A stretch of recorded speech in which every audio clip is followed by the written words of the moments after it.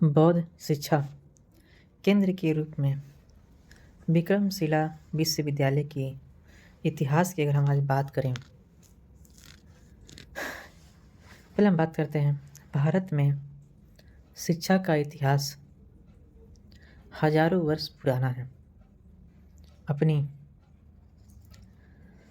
बहुआयामी उत्कृष्ट शिक्षा के कारण ही भारत लंबे समय तक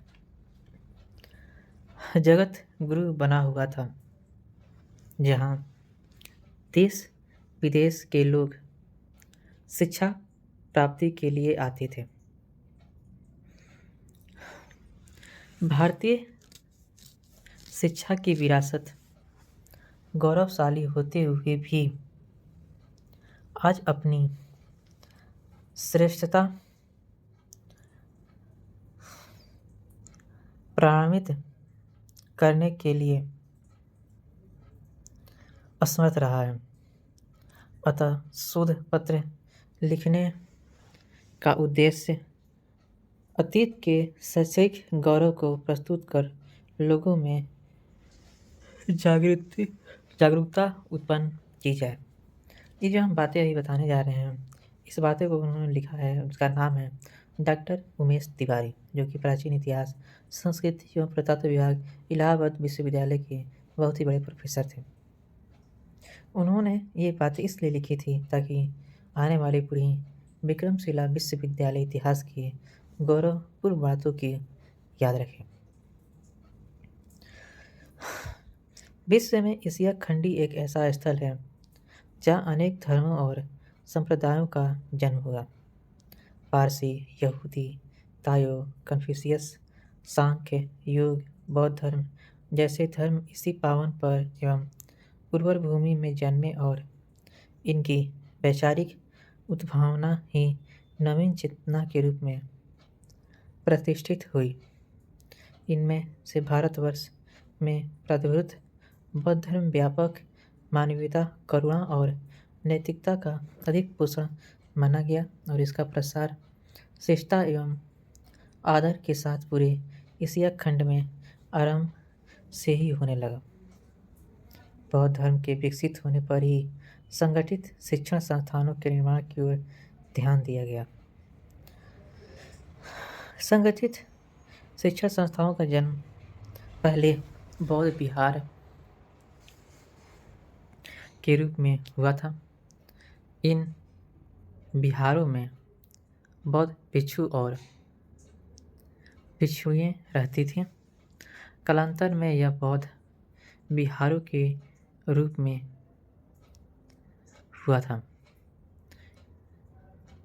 इनकी परिणति विश्वविद्यालय के रूप में हुई। प्राचीन काल में नालंदा, विक्रमशिला, वल्लमी, उदंतपुरी आदि विश्व प्रसिद्ध विश्वविद्यालय भी थे। भारत के सांस्कृतिक इतिहास में विक्रमशिला एक अविस्मरणीय पृष्ठ है, जिसे हम बार बार दोहराना चाहते हैं। शिक्षा, ज्ञान और संस्कृति से जुड़ा विख्यात विक्रमशिला विश्वविद्यालय हमें भारतीय इतिहास के उन खोए हुए पृष्ठों की ओर ले जाता है जो कभी हमारे गौरव निधि थे। तिब्बती इतिहासकार तारानाथ मिन्हाज उस सिराज की कृति तबकात-ए-नसीरी, आर्कियोलॉजिकल सर्वे रिपोर्ट तथा अन्य द्वितीयक स्रोतों के विवरणों से ज्ञात होता है कि विक्रमशिला विश्वविद्यालय भारत के प्राचीन बौद्ध शिक्षा देने वाले विश्वविद्यालयों में से एक था। ब्रह्मज्ञान सिद्धांतों के अध्ययन एवं शिक्षा देने के कारण इसने अंतर्राष्ट्रीय ख्याति प्राप्त की। भारत ही नहीं, प्रत्युत एशिया के विभिन्न देशों से यहाँ ज्ञान पिपासु छात्र अध्ययन के लिए आते थे।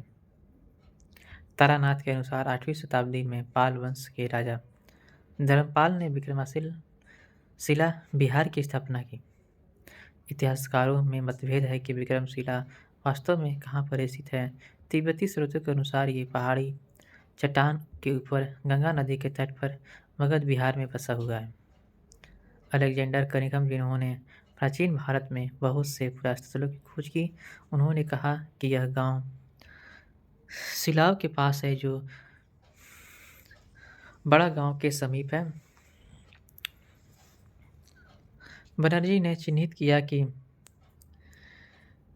हुसालगंज से 3 मील दक्षिण पूर्व में क्यूर स्थित है, लेकिन दोनों स्थलों के समीप गंगा के न होने से उसके परिणामी की शंका उत्पन्न होती है। इसके बारे में और भी हम कुछ ज़्यादा बात करें तो उन्होंने ऐसी भी बातें लिखी थी कि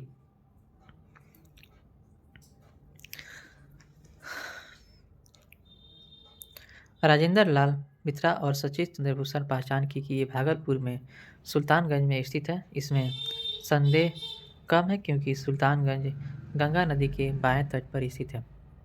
नंदलाल डे के अनुसार विक्रमशिला भागलपुर से 24 मील पूर्व पत्थरघाट में स्थित है, जो कि सही प्रतीत होती है। पत्थरघाट कहलगांव की सीमा में आता है, जो कि गंगा नदी के बाएं तट पर स्थित है।